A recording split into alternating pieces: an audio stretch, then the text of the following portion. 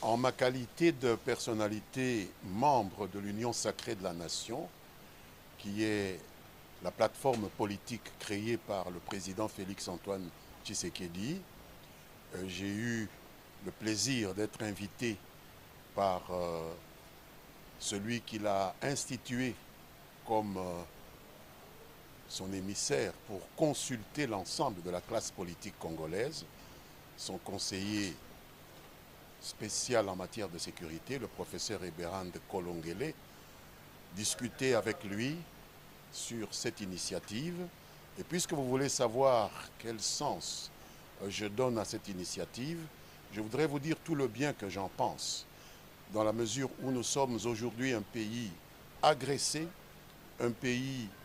partiellement avili dans sa partie est. Au moment où nous parlons, depuis 30 ans, les fosses communes qui ont reçu les corps de nos compatriotes en reçoivent de nouveau.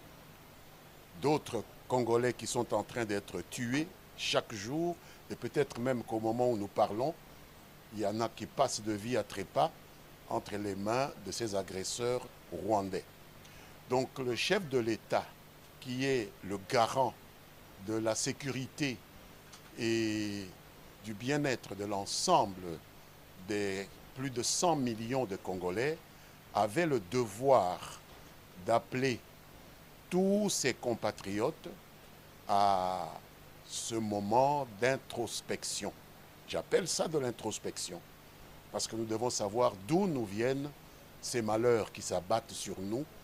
de manière discontinue, on va dire depuis les 3 dernières décennies, mais pour quelqu'un qui connaît l'histoire du Congo comme moi, je peux dire que c'est depuis les années d'indépendance, puisque même celui que nous avions choisi comme premier ministre de ce pays et dont je suis un des élèves, Patrice Emery Lumumba, a été tué en 1960 et jusqu'à aujourd'hui, notre pays a toujours été au cœur des convoitises d'un certain nombre de vautours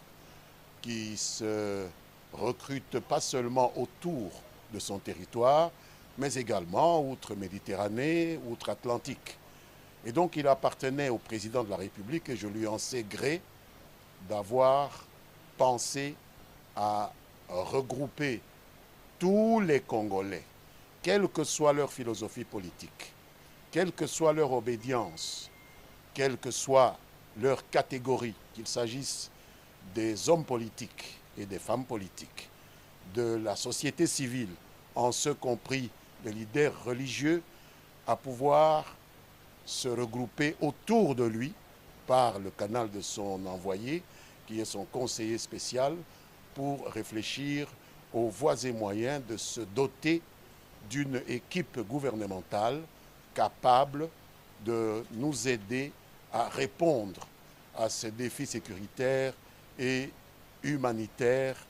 totalement inacceptables du point de vue humain. Aujourd'hui, nous avons célébré le Génocoste, nous avons célébré l'ouverture d'un séminaire sur le Génocoste, mais ce génocide va se poursuivre si nous ne parvenons pas à entreprendre un sursaut qui concerne tout le monde, que ce soit ceux qui ont voté pour le président Félix-Antoine Tshisekedi, que ce soit ceux qui se sont décidés à voter pour ceux qui avaient décidé de se mettre contre lui. Aujourd'hui, c'est la nation qui est en danger. Et si la nation disparaît, nous n'aurons même pas un espace où faire valoir toutes nos ambitions, quelles qu'elles soient. Ce pays est convoité à cause de ses immenses ressources. Je voudrais que tout le monde en prenne conscience. Et si, à partir de l'extérieur, il y a des yeux doux que l'on fait aux uns et aux autres, ce n'est pas à cause de leur beauté, c'est simplement le souci de pouvoir les utiliser comme escalier pour pouvoir s'adjuger des espaces aussi lucratifs que contient le territoire de la République démocratique du Congo. C'est ainsi que je voudrais appeler tous mes compatriotes de la majorité comme de l'opposition, de la société civile et particulièrement les leaders religieux, en ce compris ceux de l'Église catholique et de l'Église protestante, que je remercie d'avoir pu avoir eu un contact avec le chef de l'État. Ils sont en train de multiplier d'autres contacts. Nous ne pouvons pas les empêcher de faire cela, bien que nous ayons notre point de vue que ce sont des réponses que seules les institutions habilitées par le peuple congolais doivent apporter. Mais à situation exceptionnelle,